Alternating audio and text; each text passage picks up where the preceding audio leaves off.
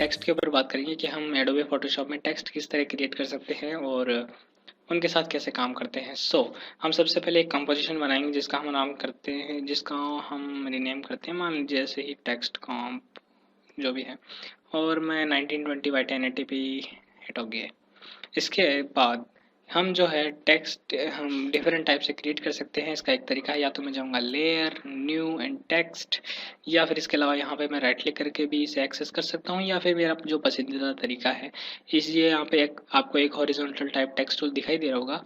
इसके लिए keyboard shortcut है Ctrl+T, जो आप देख सकते हैं, आप वो प्रेस कर सकते हैं या फिर इस पर सिंपली क्लिक कर सकते हैं। अगर आप इसके छोटे से ट्राइंगल पे यहाँ अगर आप इस पर क्लिक करके रखें तो आप देखेंगे यहाँ पर बेसिकली दो ऑप्शन है, हॉरिजॉन्टल टाइप टूल और एक है वर्टिकल टाइप टूल। यानी कि क्या है कि हॉरिजॉन्टल टाइप टूल जो है हॉरिजॉन्टली टाइप करता है और vertical type tool vertically type करता है। तो हॉरिजॉन्टली से हम जाएंगे और यहाँ पर हम क्लिक करेंगे तो आप देखेंगे कि यहाँ पर ये हमारे लिए एक नई अपने आप लेयर क्रिएट कर देता है, टेक्स्ट लेयर, और यहाँ पे जो आप देखेंगे ये कर्सर आ जाता है और फिर हम अपने आप कैरेक्टर और पैराग्राफ पैनल के अंदर चले जाते हैं। तो मुझे लगता है इसके बारे में तो आपको पता ही होगा। अगर मैं यहाँ पर कुछ लिखूँ, जैसे मान लीजिए मीडिया मास्टर्स हमारी वेबसाइट, या जो भी हमारे यूट्यूब चैनल का नाम है, ये आप देख रहे होंगे। तो इसके बाद मैं इस सिलेक्शन टूल पे जाऊंगा जो कि हमारा मेन टूल है। इसका कीवर्ड शॉर्टकट है V।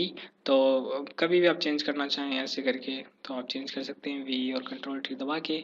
और इसके अलावा यहाँ पर आप कुछ ऑप्शन देख सकते हैं, जैसे कैरेक्टर के लिए जो मैं फ़ॉन्ट यूज़ कर रहा हूँ सुप्रीम है, इसके फ़ॉन्ट टाइप है रेगुलर है। और यहाँ पर देखिए दोस्तों, मैं इसके एक मिनट के लिए इसको थोड़ा बड़ा करता हूँ,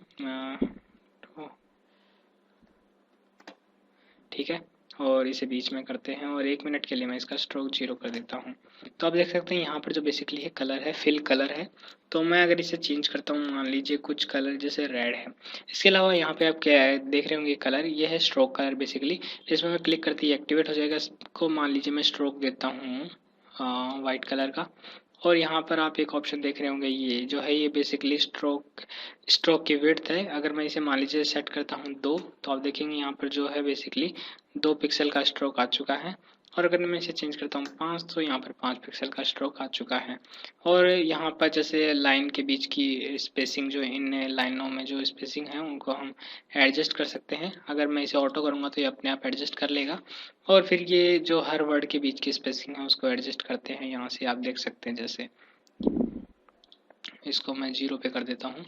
और फिर ये है कि ये कितने परसेंटेज इसकी विड्थ कितनी ज़्यादा हो, सॉरी हाइट, तो आप देख सकते हैं किस तरह से ये अप्लाई हो रहा है। और 100% इज़ डिफ़ॉल्ट आई गेस। और इसकी विड्थ दोस्तों देखिए इन दोनों के अंदर फ़र्क है। जैसे इससे तो ये स्ट्रेच होता है और इस ऑप्शन की मदद से इनके बीच की स्पेसिंग पे फ़र्क पड़ता है, ठीक है।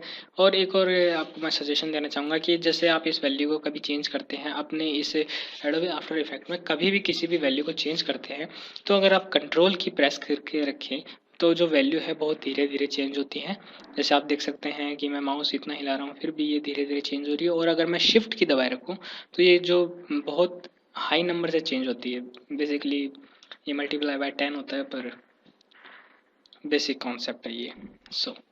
इसके अलावा आप देख सकते हैं यहाँ पे बहुत सारे टेक्स्ट ऑप्शन है, जैसे फॉक्स बोल्ड मैंने आज ही पढ़ा है, ये इटैलिक है शायद, ये ऑल कैप्स है और फिर स्मॉल कैप्स है, जो भी है ये ऑप्शन है।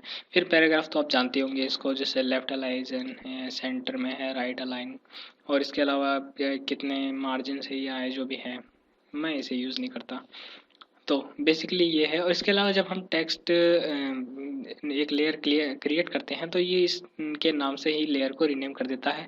और अगर हम इस स्मॉल ट्रायंगल पे क्लिक करें तो हमारे सामने बहुत सारे ऑप्शन निकल के आते हैं, जैसे ट्रांसफॉर्म है, एंकर पॉइंट, इसके बारे में बताता हूँ। ये एंकर पॉइंट जो है बेसिकली आप अगर देख रहे हो तो ये जो पॉइंट है बेसिकली ये वाला पॉइंट, ये इसको हम एंकर पॉइंट बोलते हैं। जैसे कि हम इसको कभी इसको अगर स्केल अप करते हैं, इसे बड़ा करते हैं, तो यहाँ से ये बड़ा होता है।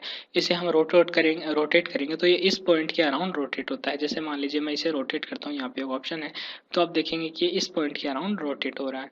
हम इसको जो है रोटेट कर सकते, इस एंकर पॉइंट की पोजीशन को अगर हम बदल दें, आप देखेंगे जैसे अभी ये जो एंकर पॉइंट है लगभग मैं बीच में लाने की कोशिश कर रहा हूँ।